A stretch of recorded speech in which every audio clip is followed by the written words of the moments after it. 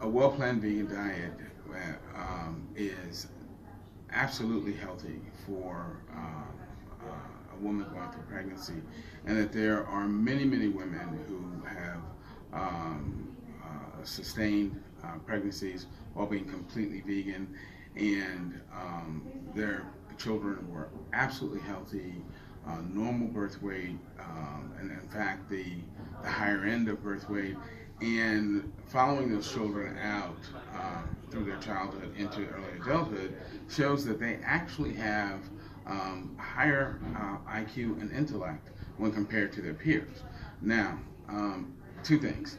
When I say well planned, all I mean is that it's a diet that is built around a variety of plant foods and contains adequate calories. It doesn't have to have any special food combining or anything like that.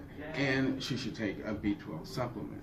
And again, the other thing I want to focus on is the reason she has to take a B12 supplement is B12 is made by bacteria. And because we've eliminated bacteria in our normal environment, we simply have to take a supplement. But that's just it. But a healthy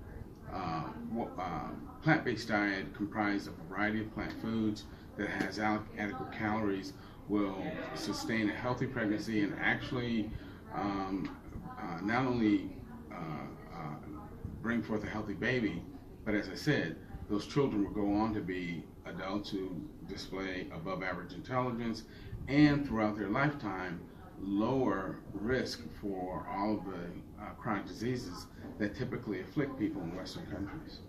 What about young children as well? Because a lot of people that are, well, I call them meat eaters, whatever, they say, oh, you should feed your child meat, otherwise it's... Some people would even say it was child abuse if you didn't give your child meat. Sure, because there have been a couple of, sort of incidents reported in the media of, they reported as quote-unquote vegan parents, their children were malnourished or there was some sort of problem. Well, excuse me. Well, the issue wasn't the vegan diet per se. In one particular case, parents were trying to put children like less than 1 or 2 years old on a high bulk, high fiber diet. Children that age have very small digestive systems, and they have a perfect food that is designed for them, and it's called human breast milk. And those children should be fed human breast milk.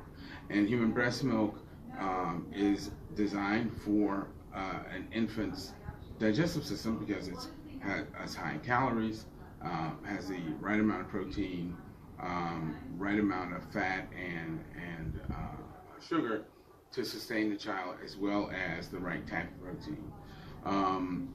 Children should not be weaned from mother's milk till they're more than a year old. And some parents have continued to breastfeed their kids until they're somewhere around 2 years old.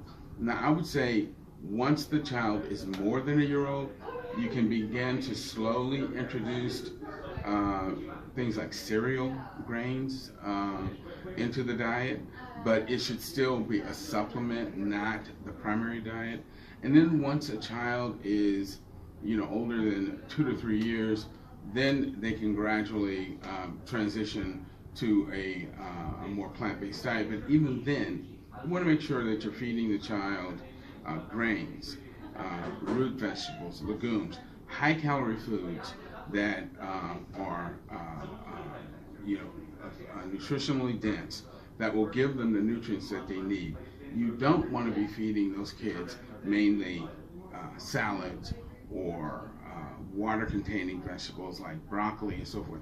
That should be a part of the diet, but it can't be the whole diet because that's mainly roughage, water, and fiber, and that's not enough calories for those kids, particularly because they have very small digestive systems. And obviously we're looking at the kind of formative years of the pregnancy. Sure. What about people that are older, and you get the idea that you've got to keep up meat to keep up your strength and keep yourself going? The worst possible thing, in my opinion, and just so that your listeners know my background, I'm an internal medicine doctor, got my medical degree from Stanford University School of Medicine, and I do critical care medicine. So I see on a daily basis the business end of the Western diet.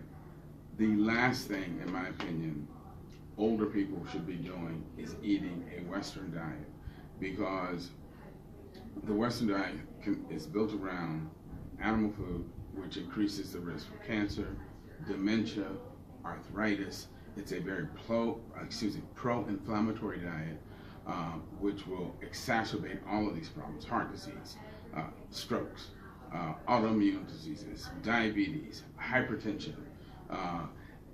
You want a diet that is that will minimize inflammation, that will give you lots of anti-inflammatory compounds, and that will protect your intellect and your mind. And for that, you need a diet that is a plant-based diet that's high in antioxidants, high in phytochemicals, and also high in fiber. Because we now understand with the interaction between the gut microbiome and the brain, as well as the other parts of our physiology, that we absolutely need a variety of fresh plant fiber from a whole host of different types of plant foods, so that the bacteria in our colon can create neurotransmitters and again, a wide range variety of different phytochemicals that interact with our physiology, that protect us from disease, but that also help us function to our maximum capacity and help program our immune system to fight off infection, protect us against cancer and other problems. So the best thing to do, actually at every stage, but particularly as we age, is to have a plant-based diet. And if you look at the data on the so-called blue zones around the world, blue zones are the areas where people live the longest and are the most functional as they age, meaning that they have the least amount of chronic disease, they're the most active, and have the lowest rates of dementia. Those are places where people eat a plant-based diet, eat very little to no animal food. As a doctor, have you ever come across someone that has suffered an ailment that was caused by a good vegan diet? Absolutely not. In fact, the exact opposite. I've seen patients come in to see me, for instance, with terrible diabetes or hypertension or other problems, heart disease, go on a plant-based diet and absolutely reverse those diseases. I've had patients come off all their diabetic medications and become essentially cured of the diabetes by becoming vegan. And I've seen reversal of heart disease and other problems with becoming vegan. I know of people who have, one particular gentleman who was diagnosed with stage 4 liver cancer and went to see a plant-based physician in Washington, D.C. He was diagnosed in 2013. His physicians at the time told him, basically, make your will out, get things in order, because you got about 6 months. He began to see a doctor in Washington, D.C. who put him on a plant-based diet. The man is alive and healthy and no signs of the cancer to this day. So, no, it's absolutely the exact opposite. A plant-based diet will put you on the road to health and vitality.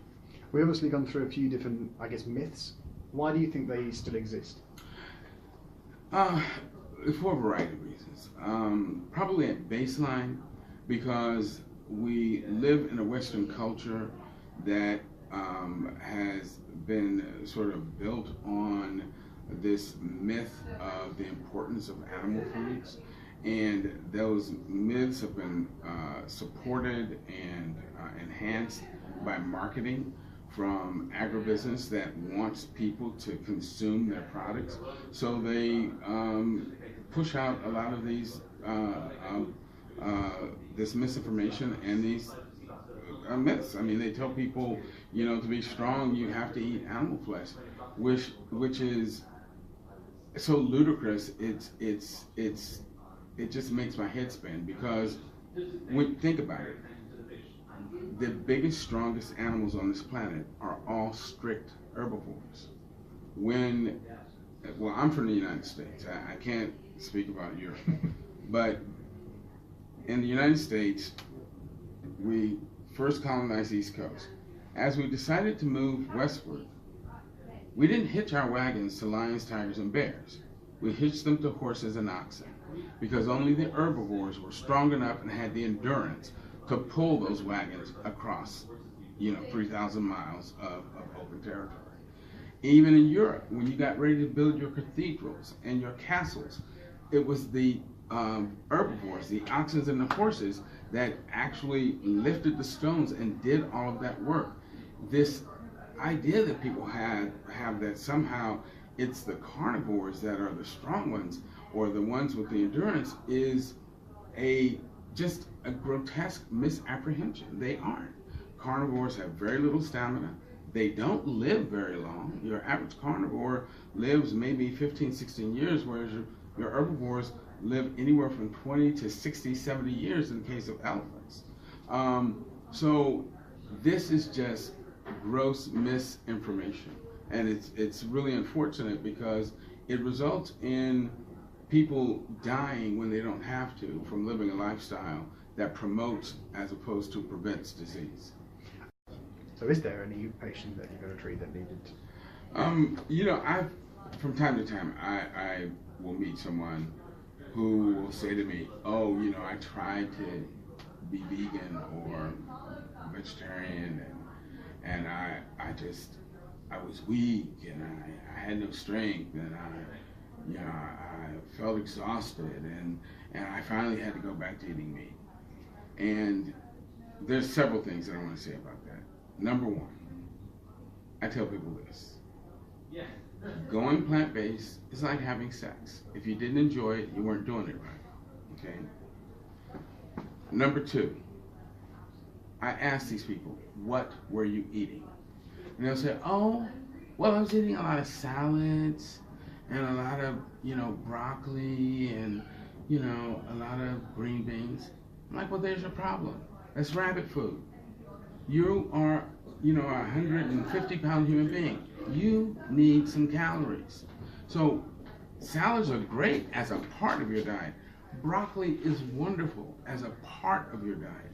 But you've got to include things like grains, rice, wheat, barley, so forth, oats. You've got to include legumes, beans, peas, lentils. You've got to include root vegetables, sweet potatoes, what is that? There's some tropical, it's taro and then jicama, things like that. You've got to include nuts, which have been shown to prolong life and help reduce heart disease. And fruit.